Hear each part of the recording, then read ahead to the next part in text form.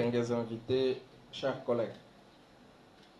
Tout d'abord, je souhaite exprimer ma reconnaissance envers le Créateur de l'univers pour nous avoir accordé l'opportunité, le courage, la force et le temps de nous réunir aujourd'hui dans ce cadre privilégié. C'est avec une profonde gratitude et une fierté collective que je m'adresse à vous à l'occasion de notre assemblée générale de ce juillet. Cet événement annuel,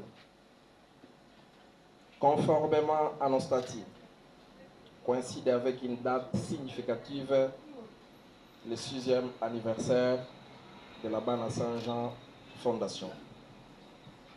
6 ans d'engagement, de défis, d'apprentissage et d'espoir. 6 années d'efforts constants pour une jeunesse mondiale plus résiliente, plus éclairée et plus autonome. Je vous remercie de votre présence à ce moment crucial de notre existence associative, un moment de convergence, d'évaluation, mais surtout de renouvellement de notre vision et de notre engagement. Il ne s'agit pas d'une simple réunion actuelle, il s'agit d'une rencontre et non seulement spirituelle, mais aussi éthique. Un rappel collectif à ces remémorer nos motivations initiales et les raisons impératives de persévérer. Une mission noble, un parcours semé d'embûches. Depuis 2019,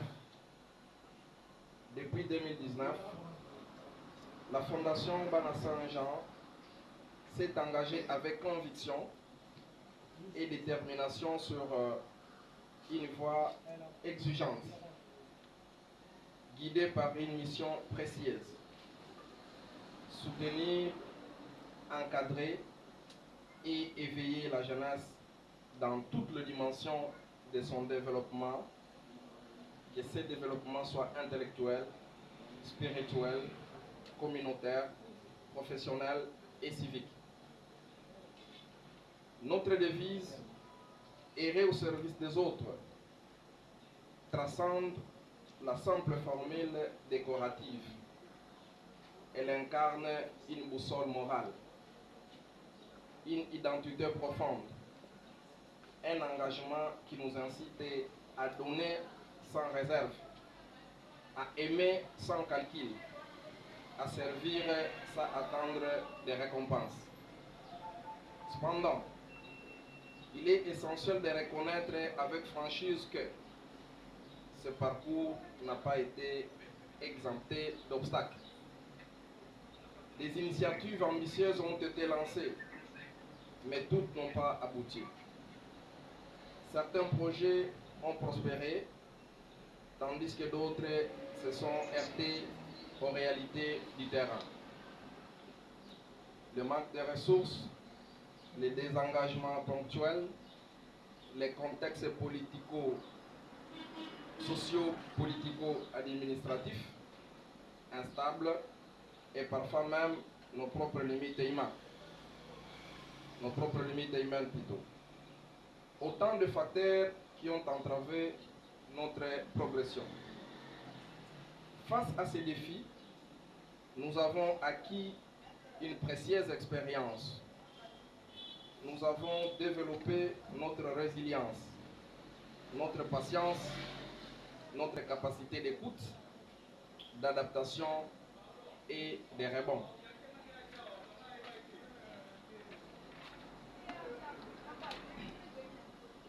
Mesdames et messieurs, distingués invités à vos titres et qualités, ces obstacles se sont révélés être auparavant. vous avez arrêté vos occupations pour venir répondre à notre invitation et vous êtes resté avec nous, vous avez été patient, vous avez participé. Nous vous remercions infiniment pour cette contribution, cette participation à cette Assemblée générale. Et je m'en vais également vous signaler que ceci est le départ d'un nouvel ère parce que après ici, nous allons amplifier les actions, nous allons amplifier les choses de manière à ce que nous puissions concrétiser tout le projet dont nous avons parlé, concrétiser tout ce que nous avons prévu et maximiser le travail que nous sommes en train de faire pour la promotion de la jeunesse et la lutte contre les anti-valeurs. J'aimerais également profiter de l'occasion pour nous excuser pour les imperfections qu'il y a eu dans l'organisation. Nous tiendrons à améliorer à la prochaine occasion. Et par la même occasion, j'aimerais interpeller le membre de la Fondation, le responsable de différentes commissions et départements, les gens sur qui nous comptons pour pouvoir implanter cette vision partout dans le monde, pour pouvoir réaliser des grandes choses. Je les appelle au sérieux, je les appelle à plus d'engagement et je les appelle à plus de résultats. Cela permettrait à notre fondation d'évoluer. Et j'aimerais profiter pour demander au président, pour demander au SG, de nous permettre, au niveau du bureau de la coordination, de pouvoir mettre un peu plus de rigueur pour ce qui est de la gestion de cette structure, parce que cela nous permettrait d'aller de l'avant. Donc par là, je m'en vais clôturer cette petite intervention pour ne pas vous prendre trop de temps. Et une fois de plus, je vous remercie encore. Et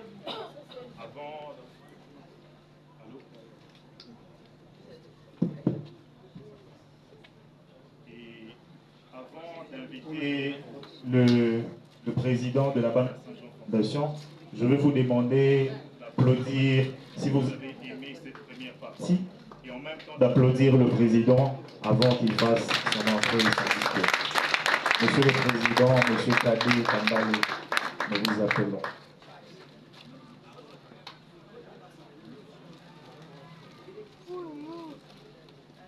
Bonsoir à tous.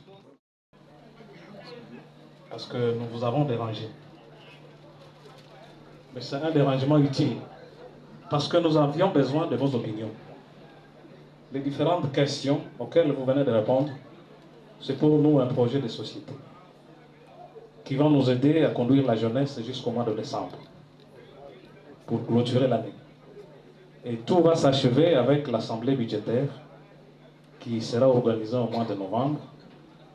Et j'espère que vous serez encore une fois dérangés. Et chaque question a sa pertinence. Elles ont été choisies pour que nous puissions faire comme à la manière des pêcheurs, c'est-à-dire au bois Kandobo, voir ce qui est sous l'eau et tirer ce qui est essentiel.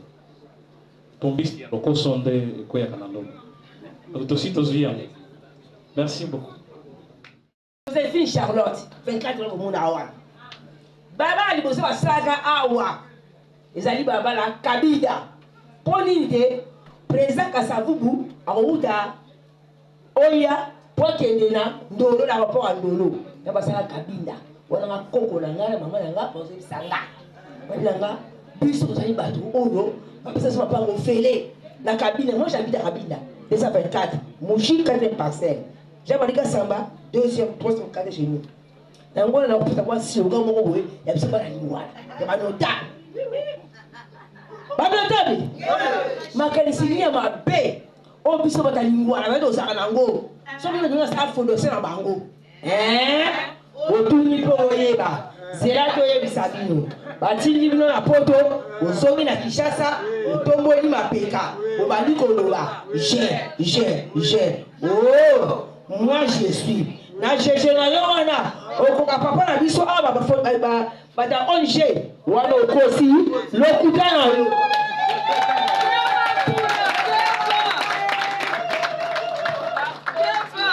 Applaudissons fort pour ma et pour tous les notables. Ouais, donc,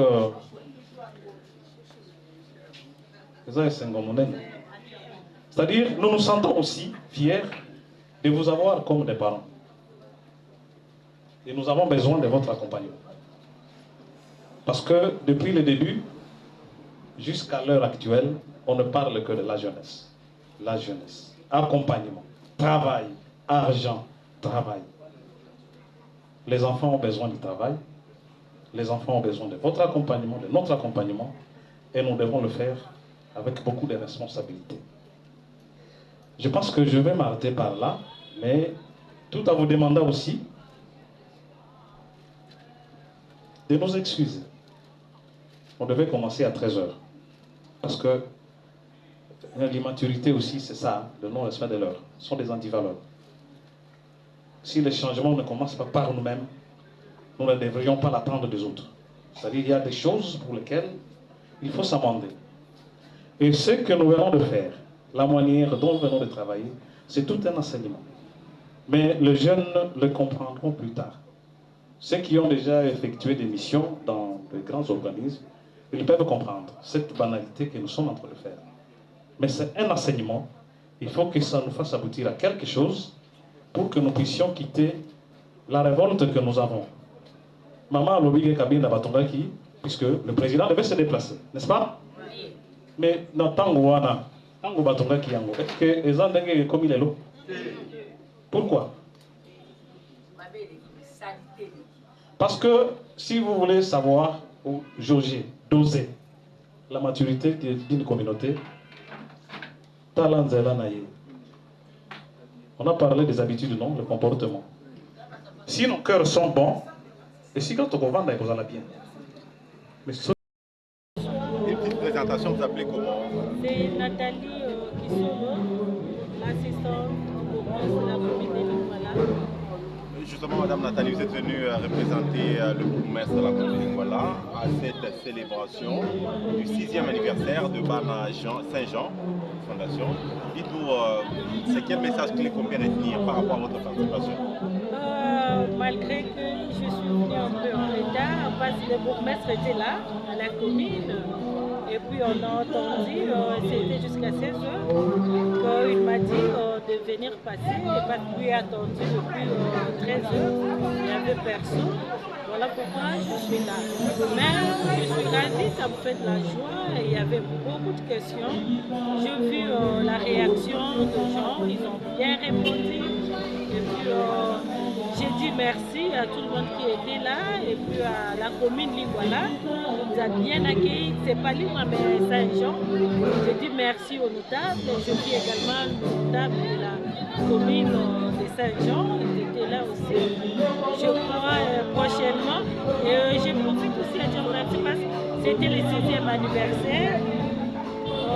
Ça s'est bien passé. J'ai dit merci aussi à la coordination qui m'a bien accueilli. Prochainement, il y aura à développer parce que je n'ai pas vraiment été avant pour bien répondre aux questions. Je m'excuse pour ça. Je crois que prochainement, je serai à temps et j'inviterai aussi nos amis à venir un peu à temps pour bien discuter. Je crois, je vous remercie. Merci Madame Nathalie. Enchantée.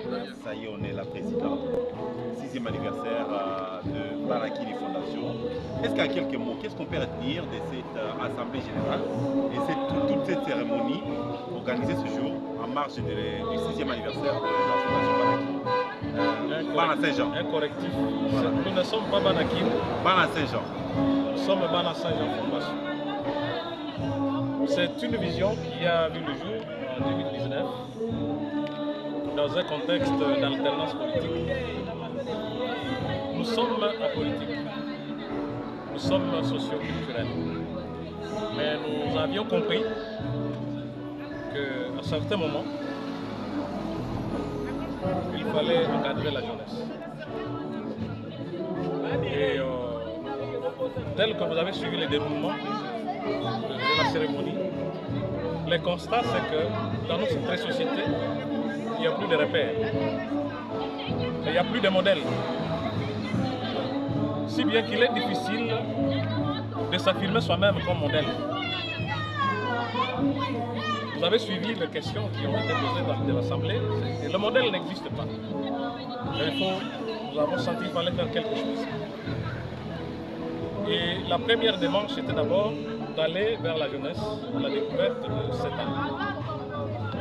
Et nous avons trouvé que, effectivement, les jeunes, qu'ils soient dans la rue, qu'ils soient à l'école, ou qu'ils soient dans le chômage, ils sont capables de beaucoup de choses.